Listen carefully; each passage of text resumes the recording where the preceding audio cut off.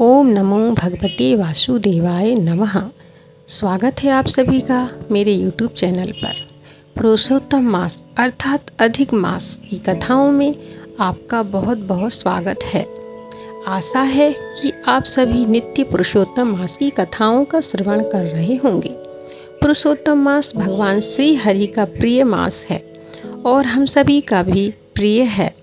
इस अधिक मास का इंतजार हम सभी भक्त बड़ी बेसब्री के साथ करते हैं, क्योंकि इस मास में किया गया पुण्य हमें कई गुना फल देता है। इस मास में दान पुण्य, भगवान का नाम जप, पूजा आराधना का फल कई गुना मिलता है। इस मास में किए गए पुण्य का फल कभी क्षय नहीं होता। इसलिए हम सभी भक्त इस पौराणिक कथाओं का श्रवण कर रहे हैं। आइए हम कथा आरंभ करते हैं। ऋषि पुत्री को शिव का वरदान।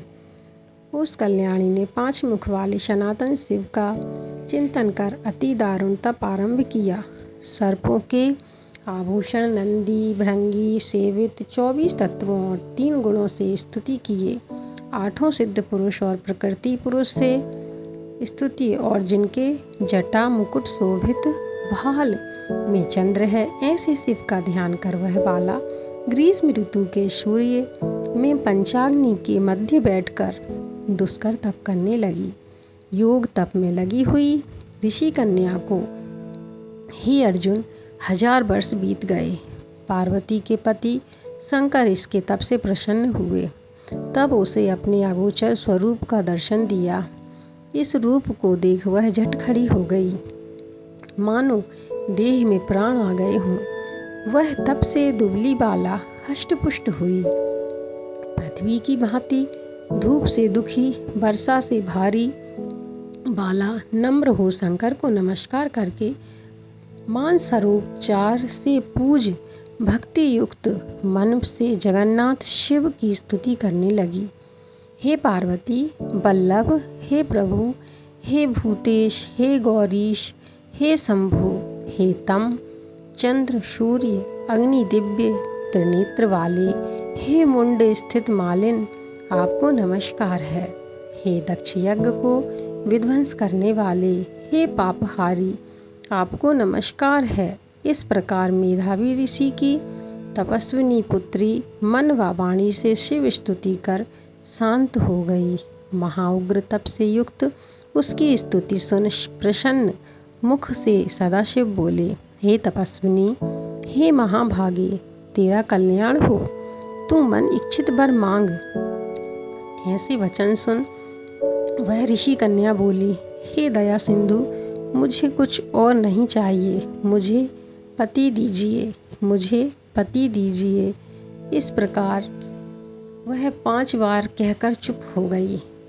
तब महादेव जी बोले, हे मुनि कन्ये, तूने जो मांगा वही मिलेगा।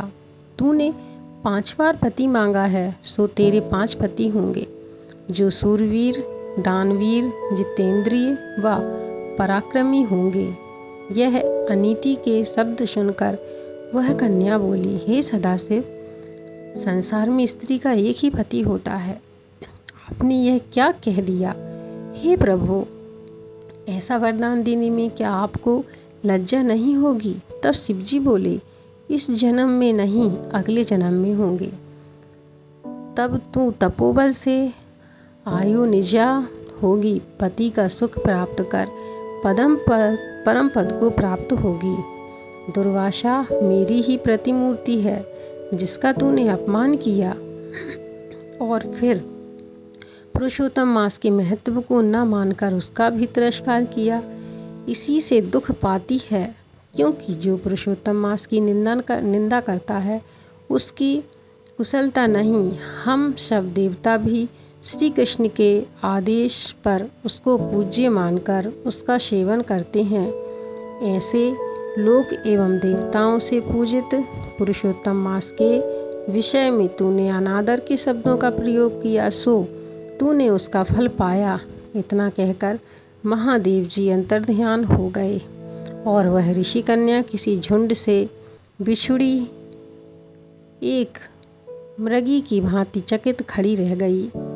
वह चिंतानातुर हो कुछ सोचती रही और फिर रोने लगी। आगे की कथा हम 12वें अध्याय में पढ़ेंगे। बोलिए पुरुषोत्तम भगवान की जय।